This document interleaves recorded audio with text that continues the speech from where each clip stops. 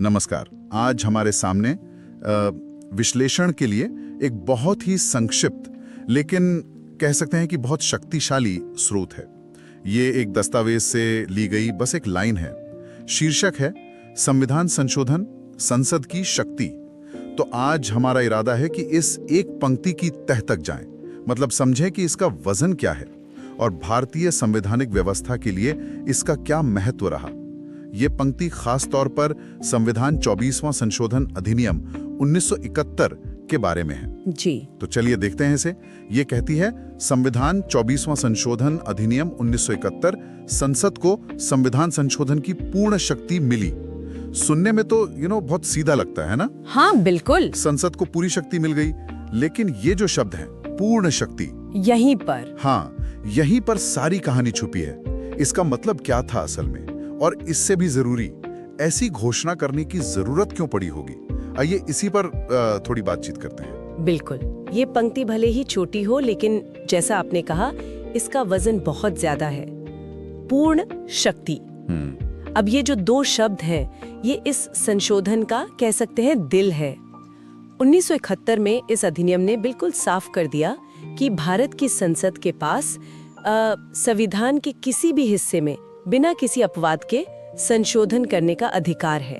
मतलब उसे बदलने का, उसमें कुछ जोड़ने या हटाने का। और खास बात ये कि शक्ति को पूर्ण कहा गया, जिसका मतलब था कोई सीमा नहीं, कोई रोक टोक नहीं, जो शायद पहले समझी जाती थी या मानी जाती रही हो। पूर्ण शक्ति, ये शब्द अपने आप में एक बहुत बड़ा दावा है। तो सवाल उठता है कि संसद को अपनी शक्ति को इतने जोरदार और बिना शर्त वाले शब्दों में स्थापित करने की जरूरत क्यों महसूस हुई?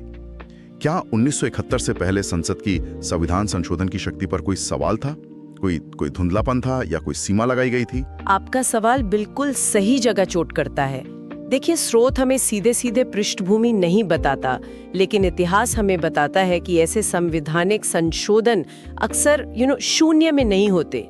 ये तथ्य कि संसद को अपनी शक्ति को पूर्ण कहने की जरूरत पड़ी, ये लगभग निश्चित रूप से इशारा करता है कि इससे पहले इस शक्ति पर गंभीर प्रश्न चिन्ह लगे थे या सीमाएं आरोपित की गई थीं, और वो सीमाएं कहीं और से नहीं बल्कि भारत के सर्वोच्च न्यायालय यानी सुप्रीम कोर्ट की तरफ से आई थीं। अच्छा, तो ये संसद और न्यायपालिका के बीच वो शक्ति संतुलन के संघर्ष की कहानी लगती है। क्या आप उस पृष्ठभूमि के बारे में कुछ और बता सकती हैं?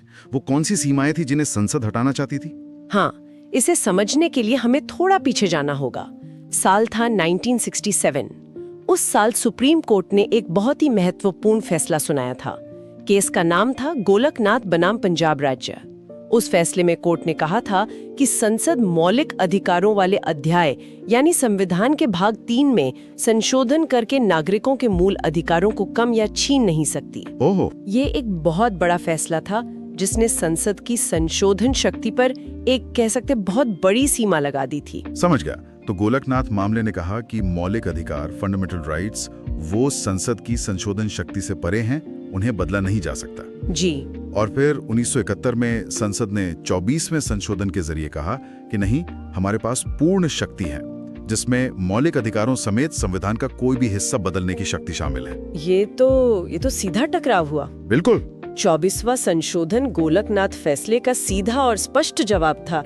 संसद ये कह रही थी कि संविधान ने उसे जो संशोधन की शक्ति दी है वो असीमित है और उस पर न्यायपालिका द्वारा लगाई गई कोई भी सीमा मान्य नहीं है। ये जो पूर्ण शक्ति शब्द का इस्तेमाल है ना, वो इसी दावे को स्थापित करने के लिए किया गया था। संसद अपनी संप्रभुता कम से कम संविधान संशोधन के मामले में फिर से स्थापित करना चाह रही थी। ये जानना वाकई दिलचस्प है कि कैसे कानून के शब्दों के पीछे ऐसी रस्साकशी चल रही होती है। लेकिन पूर्ण शक्ति का दावा करने के क्या परिणाम हो सकते थे? क्या इसका मतलब था कि संसद सचमुच कुछ भी बदल सकती थी?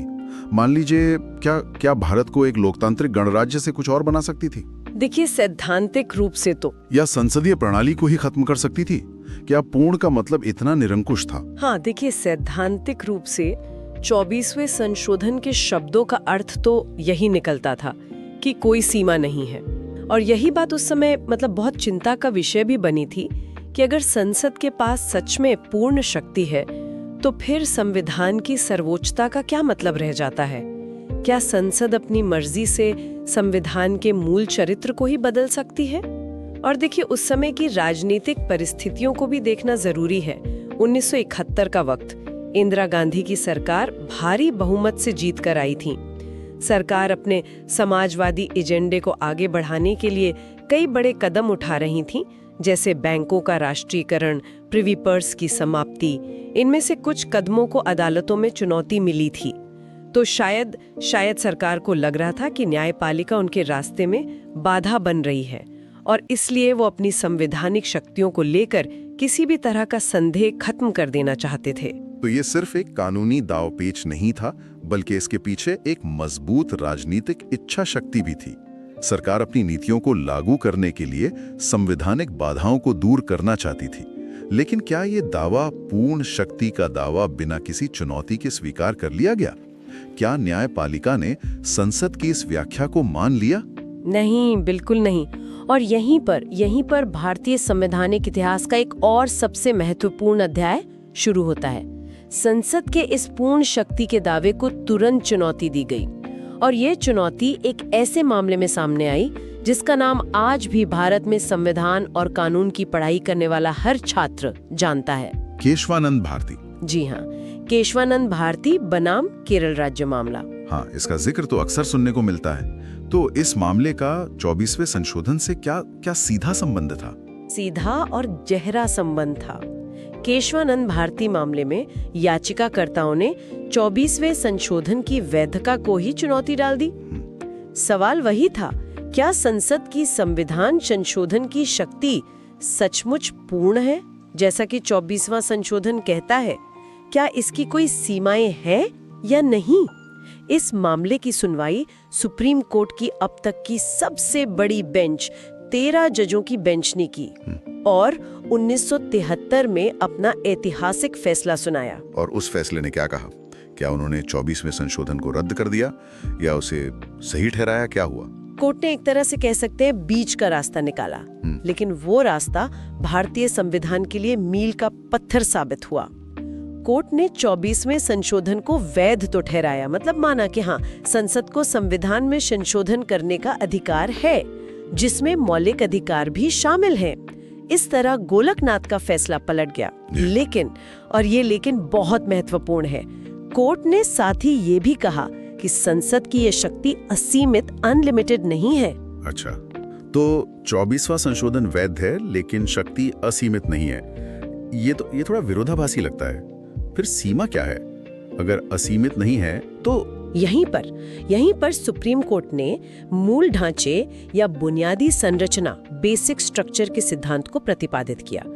कोर्ट ने कहा कि संसद संविधान में संशोधन तो कर सकती है, लेकिन वो संविधान के मूल ढांचे को नष्ट या परिवर्तित नहीं कर सकती। संविधान की कुछ बुनियादी विशेषताएं हैं, जैसे लोकतंत्र, धर्मनिरपेक्षता, कानून का शासन, शक्तियों का पृथक्करण, न्यायिक समीक्षा, ये सब संविधान के मूल ढांचे का हिस्सा है। संसद इनमें बदलाव करके संविधान की पहचान को खत्म नहीं कर सकती। वाह, तो पूर्ण शक्ति के जवाब में मूल ढांचे का सिद्धांत आया। यानी संसद संविधान की इमारत में मरम्मत कर सकती है, कमरे बदल सकती है, रंग रोगन कर सकती है, लेकिन नींव को नहीं हिला सकती। क्या हम इसे ऐसे समझ सकते हैं? ये समझने का एक बहुत अच्छा तरीका है। बिल्कुल, केशवानंद भारती फैसले ने संसद की संशोधन शक्ति और संविधान की सर्वोच्चता के बीच एक संतुलन बनाने की कोशिश की। इसने माना कि संसद को बदलते समय के साथ संविधान को ढालने की शक्ति होनी चाहिए, बिल्कुल होनी चाहिए, लेकिन ये शक्ति इतनी भी नहीं होनी चाहिए कि वो संविधान की आत्मा को ही मार दे। तो ये मूल ढांचे का सिद्धांत जो है, वो एक तरह से संविधान का सुरक्षा कवच बन गया। तो जो एक पंक्ति हमने शुरू में देखी थी, संसद को संविधान संशोधन की पूर्ण शक्ति मिली, वो कहानी का सिर्फ एक हिस्सा थी। पूरी कहानी ये है कि संसद ने पूर्ण शक्ति का दावा किया, 24वां संशोधन जी, लेकिन न्यायपालिका ने उस पर मूल ढांचे की सीमा लगा दी। केशवानंद भारती। ये जानना कितना जरूरी है कि चीजें अकेली नहीं होती, हर क्रिया की प्रतिक्रिया होती है, खासकर संविधान जैसे जीवंत दस्तावेज के मामले में। बिल्कुल, ये पूरा प्रकरण दिखाता है कि भारत में संवैधानिक विकास कैसे हुआ है। ये संसद और न्यायपालिका के बीच निरंतर संवाद, कभी कभी टकराव और फिर संतुलन बनाने की प्रक्रिया के जरिए हुआ है। 24वां संशोधन संसद की इच्छा शक्ति का प्रतीक था, तो केशवानंद भारती फैसला न्यायपालिका द्वारा संवैधानिक सीमाओं को बनाए रखने का प्रयास। और ये बहस आज भी किसी न किसी रूप में जारी है। ये वाकई सोचने वाली बात है कि 1971 का वो दौर, वो राजनीतिक माहौल और कानून की भाषा में किया गया एक बदलाव, पूर्ण शक्ति शब्द का जुड़ना, उसने भारत के संवैधानिक भविष्य पर कितना गहरा असर डाला। इसने न सिर्फ उस समय की सबसे बड़ी संवैधानिक बहस को जन्म दिया, बल्कि आज भी जब संसद और न्यायपालिका के अधिकारों की बात होती है तो इन घटनाओं का जिक्र जरूर आता है। हाँ, और ये हमें सिखाता है कि जब हम किसी कानून या संशोधन को देखते हैं तो हमें सिर्फ उसके शब्दों को नहीं देखना चाहिए, हमें उसके पीछे के इरादे, उसके संदर्भ और उसके संभावित और वास्तविक परिणामों को भी समझना चाहिए। पूर्ण शक्ति का दावा करने वाला 24वां संशोधन आज भी हमें याद दिलाता है कि शक्ति, चाहे वो कितनी भी वैध क्यों न हो, अगर उस पर कोई सीमा न हो तो वो खतरनाक हो सकती है।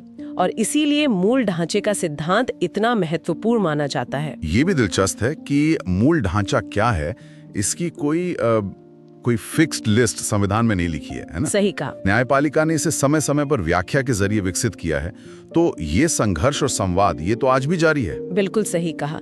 ये एक निरंतर चलने वाली प्रक्रिया है। हर नया मामला, हर नई संवैधानिक चुनौती इस संतुलन को परखती है।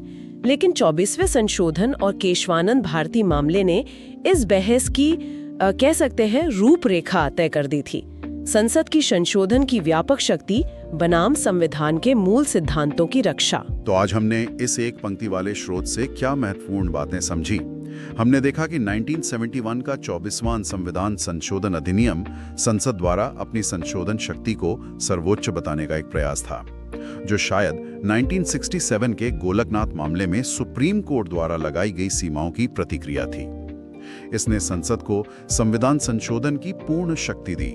जी, लेकिन कहानी यहीं खत्म नहीं हुई। इस पूर्ण शक्ति के दावे को 1973 के केशवानंद भारती मामले में चुनौती दी गई, जहां सुप्रीम कोर्ट ने मूल ढांचे के सिद्धांत को स्थापित किया। इस सिद्धांत ने कहा कि संसद की संशोधन शक्ति असीमित नहीं है और वह संविधान के बुनियादी चरित्र को नहीं बदल सकती। इस तरह संसद की शक्ति और संविधान की सर्वोच्चता के बीच एक नया संतुलन स्थापित हुआ। और ये पूरी कहानी हमें दिखाती है कि कैसे एक छोटा सा कानूनी बदलाव भी शक्ति संतुलन, शासन की प्रकृति और एक राष्ट्र के संवैधानिक भविष्य पर कितना गहरा और स्थायी प्रभाव डाल सकता है। ये सिर्फ इतिहास नहीं है, ये आज भी प्रासंगिक है, क्योंकि विधायिका और न्यायपालिका के बीच शक्ति संतुलन का मुद्दा लोकतंत्र में हमेशा महत्वपूर्ण रहता है। और अब जाते जाते सबके लिए सोचने के लिए एक विचार छोड़ते हैं। जब हम पूर्ण शक्ति या असीमित अधिकार जैसे शब्दों को सुनते हैं, खासकर जब वे किसी संस्था को देश के सर्वोच्च कानून को बदलने के संदर्भ में दिए जा रहे हों, तो हमें क्या सोचना चाहिए? क्या किसी भी लोकतांत्रिक व्यवस्था में शक्ति वास्तव में कभी पूर्ण या असीमित हो सकती है, या हमेशा कुछ अंतर्निहित, अलिखित या न्यायिक रूप से लागू की गई सीमाएं मौजूद रहती हैं और शायद रहनी भी चाहिए? इस पर विचार करना